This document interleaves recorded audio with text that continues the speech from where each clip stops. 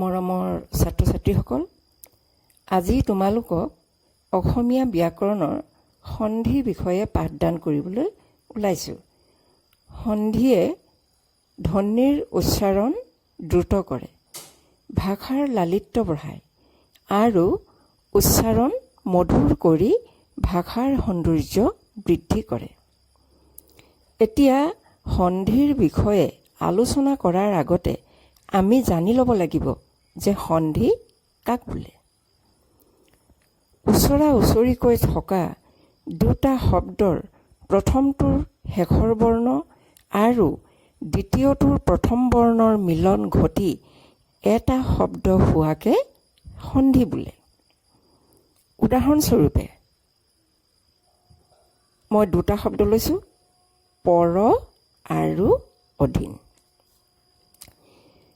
পৰ শব্দৰ অৰ্থ হৈছে অন্য বা আনৰ, আৰু অধীন শব্দটোৰ অৰ্থ হৈছে তলতীয়া। এই দুইটা শব্দ ওচৰা ওচৰিকৈ আছে। পৰ শব্দটো যদি আমি ভাঙি দিওঁ বা বৰ্ণ বিশ্লেষণ কৰোঁ, তেতিয়া আমি পাম প যোগ অ যোগ ৰ যোগ অ। তাৰ পিছৰ শব্দ অধীনটো যদি আমি বৰ্ণ বিশ্লেষণ কৰোঁ তেন্তে আমি পাম যে অ যোগ ধ যোগ দীৰ্ঘই যোগ ন। পৰ এই শব্দটোৰ শেষৰ বৰ্ণ হৈছে অ আৰু অধীন এই শব্দটোৰ প্ৰথম বৰ্ণটোৱে হৈছে অ। প্ৰথম শব্দৰ শেষৰ বৰ্ণ অ, দ্বিতীয় শব্দৰ প্ৰথম বৰ্ণ হৈছে অ। অয়ে মিলি আ হ'ল। সেইকাৰণে পৰ যোগ অধীন কি হৈ গ'ল? পৰাধীন হ'ল। ইয়াত দুটা শব্দ আছিল, সন্ধি হৈ কি হ'ল? এটা শব্দ হ'ল পৰাধীন। ঠিক তেনেকৈ দিক যোগ অন্ত এই দুটা শব্দ আমি লৈছোঁ। দিক মানে হৈছে দিশ আৰু অন্ত মানে হৈছে শেষ। দিক শব্দটো যদি আমি বৰ্ণ বিশ্লেষণ কৰোঁ, দ যোগ হৰ্ষই যোগ ক।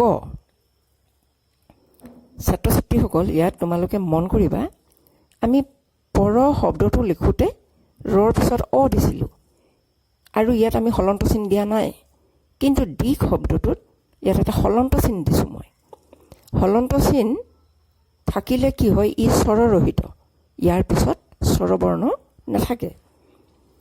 দ যোগ হৰ্ষই যোগ ক যোগ দ্বিতীয় শব্দ অন্তক যদি বিশ্লেষণ কৰোঁ, অ যোগ ন যোগ ত। নৰ পিছত অ নাহে। কিয় নাহে? ইয়াত দন্তীয়া নয় তয়ান্ত, ই যুক্ত অক্ষৰ, গতিকে নৰ লগত তটো যুক্ত হৈছে। প্ৰথম শব্দ দিকৰ শেষৰ বৰ্ণ হৈছে ক আৰু দ্বিতীয় শব্দৰ প্ৰথম বৰ্ণটো হৈছে অ। ক আৰু অ মিলি ইয়াত কি হৈছে? গ। গতিকে দিক যোগ অন্ত, দিগন্ত। এই দিক আৰু অন্ত দুটা শব্দ মিলি কি হৈ গ'ল? দিগন্ত হ'ল।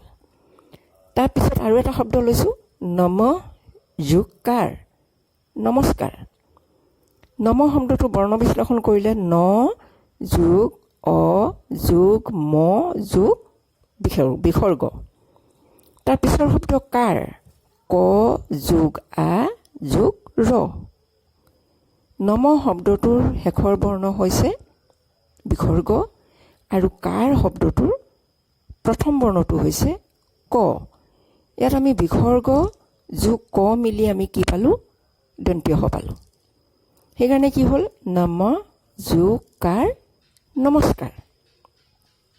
ছাত্ৰ ছাত্ৰীসকল, তোমালোকে নিশ্চয় দেখিছা, মই ইয়াত তিনিটা উদাহৰণ দিছিলোঁ আৰু তিনিওটা উদাহৰণত ভিন্ন, বেলেগ বেলেগ।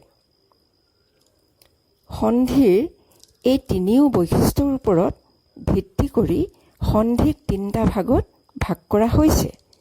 সেই ভাগকেইটা হৈছে স্বৰসন্ধি, ব্যঞ্জন সন্ধি আৰু বিসৰ্গ সন্ধি। ছাত্ৰ ছাত্ৰীসকল, আজিলৈ ইমানতেই সামৰিছোঁ। কাইলৈ আমি স্বৰসন্ধিৰ বিষয়ে আলোচনা কৰিম। তোমালোকে সন্ধিৰ বিষয়ে ভালকৈ পঢ়ি সাজু হৈ ল'লে অতি সহজতে বুজি পাবা।